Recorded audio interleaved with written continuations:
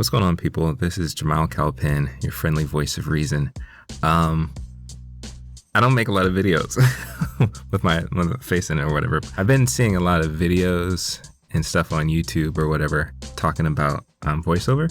And so I'm a professional voiceover, and I've been doing voiceover for a few years now. I would say, like, I used to do it part-time, but now I transitioned to full-time. And so I've been working on being a full-time professional voiceover for a while. And I've been seeing a lot of stuff on YouTube and different places on the internet. And my wife has actually shared some videos and stuff with me about voiceover and how a lot of people are saying that voiceover is really easy to get into. And that voiceover is, it's really just talking. It's just talking. And I don't necessarily, so the question is voiceover really that easy to get into? That's the question I'm sure a lot of people really want to know, really are curious about, especially if those who have, been told before, oh, you have a great voice for radio or whatever. You should do this, you should do that, whatever. Because I've heard that before too. And the question is voiceover really that easy to get into? I think the short answer is yes and no. More emphasis on the no, if I'm being honest. So if you want to get involved in voiceover, there are a couple of things that you need to really be clear about before you pursue it. One, you need to find out if it's something that you're just trying to do on the side or if it's something that you ultimately want to do full time. I think that really helps identify the trajectory that you're trying to go on and what you're trying to do. For a lot of people, they might just want to do it on the side, They might, from time to time, they want to volunteer from time to time, they might want to volunteer or, get paid a little bit on the side to do like a commercial or a promo or audiobooks or something like that, And that's perfectly fine. I mean, that's how I started out. I was doing it as a side hustle. I was doing it on the side. But I ultimately wanted to get to a place where I could do it full time. And that takes a little bit more effort. Some people have identified, again, like, oh, it's just, you just sit down and you read some stuff and that's it. And that's partially true. You do get paid to read things, but it's so much more than that. It's so much more than, oh yeah, your voice just sounds nice and stuff like that. No, there's a lot of work. There's a lot of work that goes into being a voiceover, especially if you are starting out as a voiceover and you're trying to do it full time and to high quality, a good quality, by yourself. Because there are a lot of people, like some people that I admire. I think of like Phil LaMarr. He's probably one of my favorite voice actors. At this point, Phil LaMarr has put in a lot of work to get to the place that he is. And it's more than just his voice. Specifically, Phil LaMarr is, I think, really famous for doing character voices. So that means he has a lot of acting training and he has a lot of acting experience that goes into what he does. Like whenever you hear him on Futurama, or he was the voice of Static Shock, or I guess he is the voice of Static Shock, the voice of Green Lantern, and his array, Samurai Jack, which is probably my favorite. He has a whole array of different voices and characters.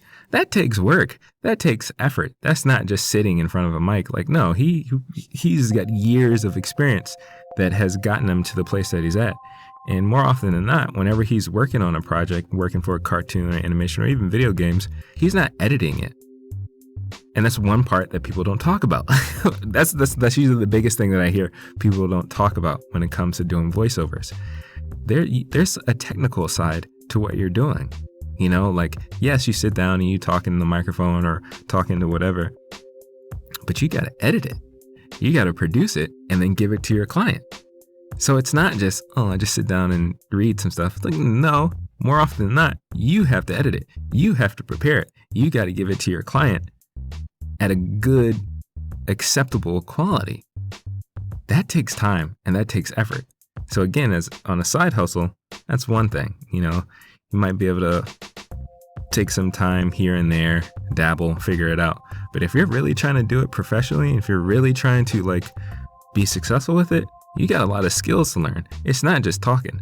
And even with that, it's more than just talking. You got to make sure you're communicating effectively the copy or the script that your client wants you to read, or even if you're reading an audiobook. If you're trying to convey characters, you're trying to convey storyline and captivate the audience that's listening, you got to do some work. It's not just, oh, I'm just going to sit here and read this text monotone and it's just going to be great. Give me money. No, that's not really how it works, you know? Like, it actually takes some experience. It actually takes some training. It actually takes some effort to get into it. And all of those things are available. There are so many different ways that you can get training, you can get experience, even with the technical stuff, so that you can get involved in voiceover. And I'm hoping to share the knowledge that I have on this channel to help those who are interested in voiceover. Something that I've also heard people talk about is you don't really have to be a professional to do voiceover work. Yes and no. So again, if you're in the process, if you're just doing it for fun, say you're saying I'm doing it as a side hustle, you may consider yourself like an amateur when you're doing it. Okay, that's fine. You're not really taking it that serious, you know. But if you're trying to be a professional, if you're trying to work with people who give you professional money, you have to get to professional level. And that takes time, and that takes effort, and that takes training. And it also requires you to be aware of how the voiceover industry works. Yes, there are some people who, you know, may pay you, you know, I would say pay you low budget prices to help them with an ad that they might want to put on YouTube or Facebook or something like that. Okay, that's fine. But if you're really trying to work with people who are serious about their marketing, people who are serious about their products and stuff like that, you got to be a professional. And you have to understand that there are other people who are professionals who will take those jobs, who have put in the effort, who have invested the time and money to get the resources, get the things that they need so that they can be professional. So, you know, that when I heard that kind of rubbed me the wrong way, because like, I'm not at Phil Lamar's level. I know that for a fact, but I'm trying to take it seriously so that I can get to that kind of level, so that I can get to where Keith David is, or, you know, other people who really, really are super successful in this industry. And it takes time, it takes effort, and it's possible, but you have to have that mindset that like, I am going to be a professional and I'm going to respect this craft and I'm going to invest in it so that I can do well and serve my client to the best of my ability. Because really, for me, at the end of the day, that's what you want to do. You want to serve your client. Because if you're just saying like, oh, well, I'm just doing it as an amateur, or it's just a side hustle, there may be a handful of people who are like, okay, yeah, I just need you to do this. Here's a couple of bucks or whatever. But no, there are people who are very, very serious about the copy that they've written, the books that they've penned. Like, people want somebody else to take the work that they're hiring them for seriously. It's not just something you can just do it on the side. Something else I also heard is that you don't need expensive equipment. Again, yes and no. This kind of goes back to the idea of like, if you want to be a professional, or if you just want to do this on the side, if it's just a hustle. See, the thing is, or a side hustle. So the thing is, especially now after the pandemic and stuff like that, and a lot of people, voice actors and businesses, everybody's working from home. So the ability to go to a studio or things like that has kind of gone down. And so the industry has to adjust for that. And so if you're trying to work with a client, they're going to ask you, do you have, bare minimum question they may ask you, do you have professional equipment? Do you have a microphone that is studio grade or professional grade?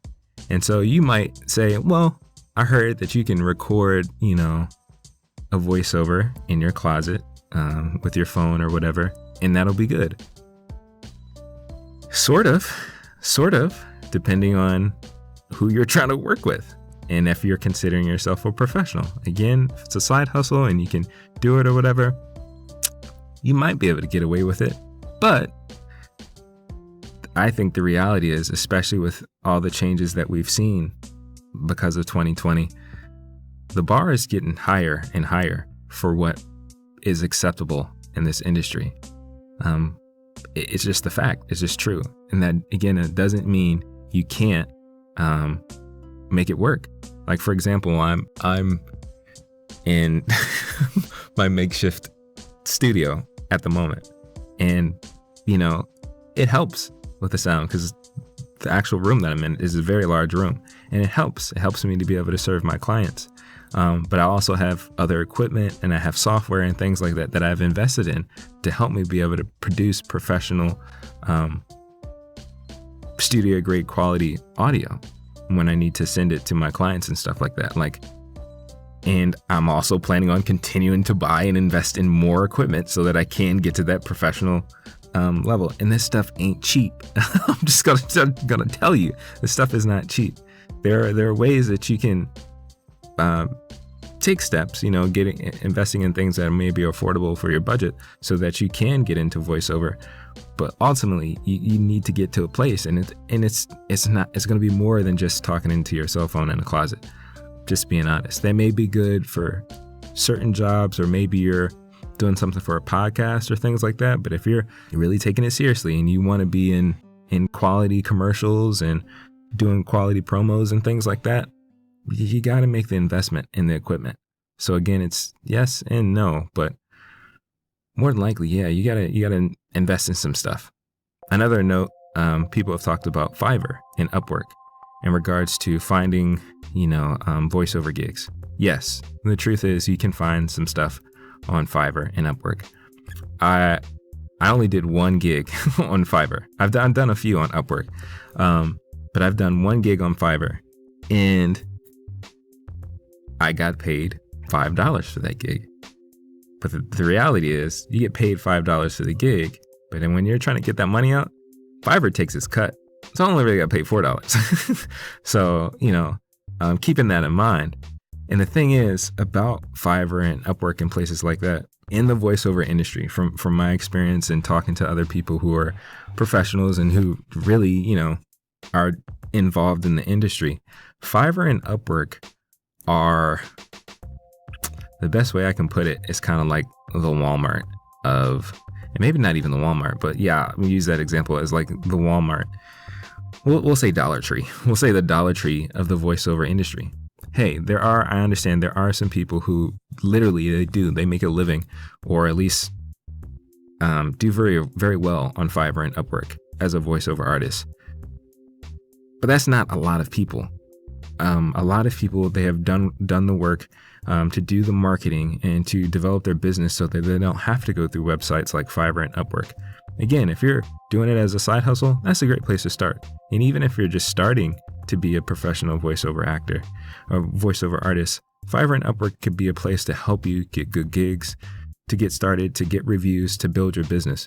But ultimately, you're not trying to use this stuff because, again, they're going to take a cut out of what you're doing. And if you're looking for higher quality clients and opportunities to be able to serve and help people and to make money, you're going to have to go beyond Fiverr and Upwork. It's just, from my personal experience and what I've heard, it's just the truth. Again, there are opportunities there, but it's really not as simple as you think.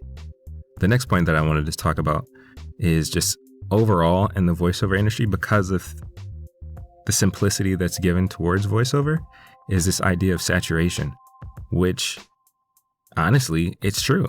It's true, especially because of 2020, especially because of the results of the pandemic. Because a lot of people are looking for different ways to either supplement their income or to replace it altogether. And if you're having a hard time finding a job at a regular corporate job or whatever, you're trying to find a way, how can I make money from home? How can I make money from home so I can take care of my kids, or I can have the flexibility to do what I want to do? A lot of people's perspective about work has changed because of 2020. And that's a good thing, honestly, in my opinion. I think it's a great thing. And I also think it's a great thing that people are taking the opportunity to pursue their dream jobs, or to pursue jobs that, or they're passionate about, and using their skills and God-given gifts and talents and stuff like that. That's amazing. I think it's wonderful. And I'm grateful that I have the opportunity to do that as well. Not only as a voiceover artist, but as a content creator too. The opportunities are there because of the internet, and it's a beautiful thing. I think it's important to realize and to acknowledge that when trying to get involved in voiceover, especially on sites like Fiverr and Upwork and other pay-to-play sites like Voices or Voice 123, there is a saturation. There are lots of people all over the world who are trying to get into voiceover, and they're trying to compete with you to get the same clients that you're trying to get. So if you go on Fiverr and you're going through the list of all the different categories or voiceover artists and stuff, there's lots of people on there. There's tons of people on there. And honestly, as a business, they don't really want to have to go through all of the different voices. They don't want to have to sit and listen to each demo or listen to each take or whatever. They're probably going to go to whoever it's in their budget and has the most ratings and reviews and sounds the way that they want. So if you're one person in a sea of thousands of other individuals, it starts to get a little difficult. But again, if your focus is, well, I'm kind of just doing it on the side and I'll get what comes to me. Sure, that's fine. If you already have another job that you like and, again, you're just trying to get some extra cash on the side, I'm sure that works perfect. But again, if you're really serious about trying to pursue voiceover, it's going to be more than just, I put my profile up there and I wait. No, there's work involved. There's marketing involved. There's creating the right demos and getting all of the right stuff so that you can professionally compete with other people. And that, again, goes back to the equipment, goes back to like training, and goes back to your mindset. So yeah, is voiceover really that easy to get into? Yes. No? I don't want you to think that I'm saying that to discourage you. Not at all. I think it's more important to have a realistic and sobering perspective about what you're trying to do. Because for me, when I was initially considering voiceover, because honestly, I never really thought about voiceover at all. Even though I was always a fan of cartoons and animation and films and movies and stuff, I never really thought voiceover was a real thing. I never thought it was a real opportunity to be able to be involved and make a living off of. I didn't think it was a thing. I really didn't.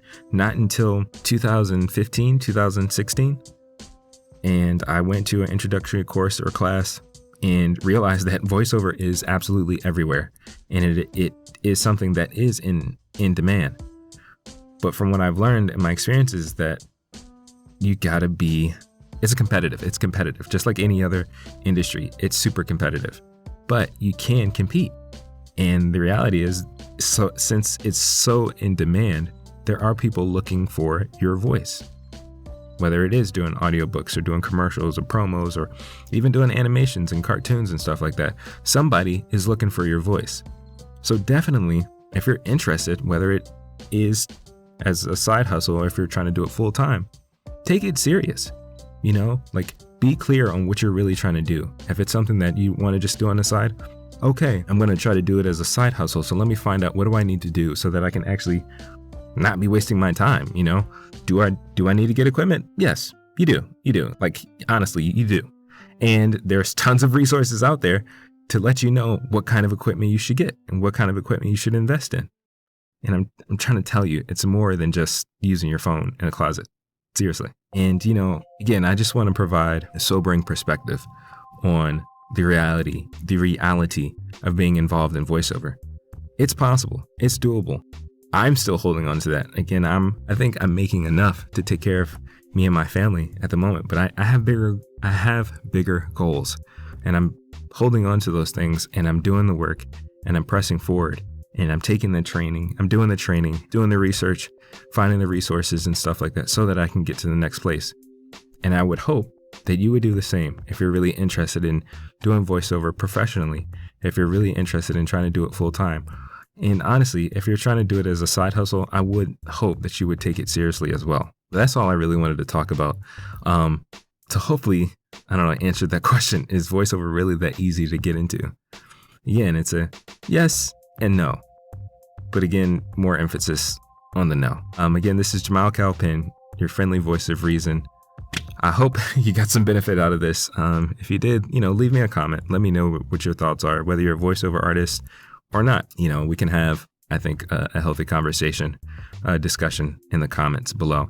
But be sure to like, subscribe, and hit the notifications, because I have more stuff that I want to share with you all, whether it's voiceover practices that I'm doing, reading different articles or short stories, things like that. I'm also going to be sharing information that can help you, for those who are interested in voiceover, tips, tricks, and other resources and things that I've gotten over the years that I think can be beneficial to you.